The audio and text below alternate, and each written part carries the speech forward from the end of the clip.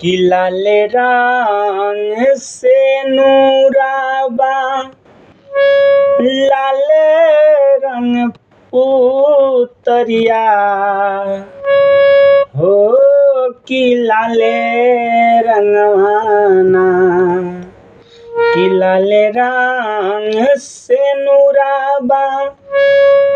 लाल रंग पुतरिया हो कि लाल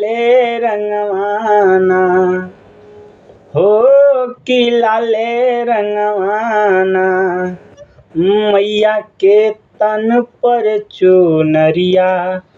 हो कि लाल रंगवाना मैया के तन पर चुनरिया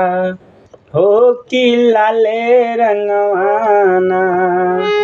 कि लाल रंग मुखड़ा पे लाल रंग होठवा हो कि लाल रंगवाना कि लाल रंग मुखड़ा बा लाल रंग होठवा हो कि लाल रंगवाना मैया के सोहेला अंगुरिया हो कि लाल रंगवाना मैया के तन पर चुनरिया हो कि लाल रंगवाना।